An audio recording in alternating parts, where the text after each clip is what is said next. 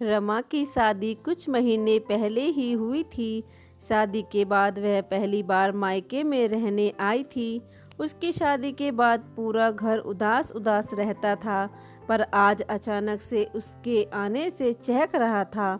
Mummy papa और बड़े भैया उसे अपनी अपनी तरह से खुश करने में लगे थे। भाभी उसके लिए उसकी पसंद के पकवान बनाने में लगी हुई थी। छोटा भाई भी, जो उसके हर काम के लिए मना करता था, आज एक आवाज़ में दौड़ा आता। क्या बात है, आज मेरी सारी बात मान रहा है? आप अब मेहमान हो और कुछ दिन के लिए आई है, इसलिए सोचा आपको खुश कर दूं।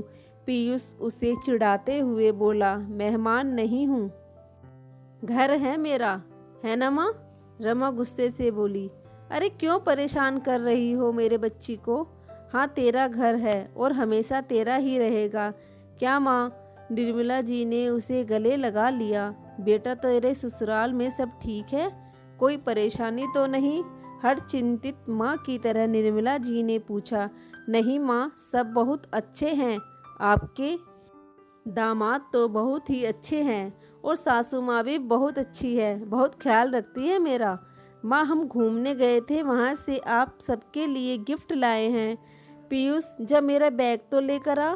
माँ, आपके और भाभी के लिए साड़ी, पापा के लिए घड़ी और भैया और पीयूष के लिए टी शर्ट।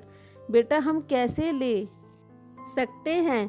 क्यों नहीं ले सकते? इतने प्यार से हम आप सब के लिए गिफ्ट लाए हैं। शादी के बाद बेटी दामाद को दिया जाता है, उससे लिया नहीं जाता। सुना था शादी के बाद लड़की पराई हो जाती है। क्या सच में आपके लिए पराई हो गई? कहते हुए रमा का चेहरा मुरझा गया। अच्छा, रख लेते हैं, पर इसके बाद बदले पैसे लेने पड़ेंगे। रमा का उदास चेहरा देखकर सोमनाथ जी बोले, पापा आप भी, आपने हम तीनों में कभी कोई फ़र्क नहीं किया।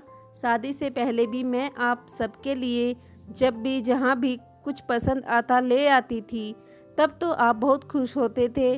नहीं बेटा, ऐसी बात नहीं है, पर हमारी संस्कृति में बेटी के ससुराल से कुछ नहीं लेते और यह आज से नहीं, सदियों से चला आ रहा है। सोमनाथ जी रमा को समझाते हुए बोले, पापा भाभी जी आप सबके लिए गिफ्ट लाती है, भाभी के लाए गिफ्ट तो आप खुशी खुशी ले लेते हो। बेटा, वो घर की बहू है और मैं बेटी। भाभी शादी करके दूसरे घर से आई है और मैं शादी करके दूसरे घर चली गई, बस इतना ही फ़र्क है। पापा, आपने बहू को तो बेटी बना लिया, लेकिन बेटी को पराया कर दिया। मैं बेटी हूँ इस घर की, अच्छा लगता है जब आप लोगों के लिए कुछ लाती हूँ। प्लीज़ बेटी ही रहने दीजिए, पराया मत कीजिए कि चाह कर भी मैं कुछ ना कर सकूँ। रमा सजल आंखों से बोली, अच्छा तू जीती। बेटी के आंसू ने न चाहते हुए भी एक पिता का दिल पिघला दिया। आप भी इसकी बातों में आ गए? बेटी है, वह शादी हो गई। बेटी दामाद के पैसे अपने पर खर्च करवाएंगे तो पाप लगेगा। हाँ, बेटी है और हमेशा बेटी ही रहेगी, इसलिए कह रहा हूँ। बहुत प्यार से लाई है, रख लो।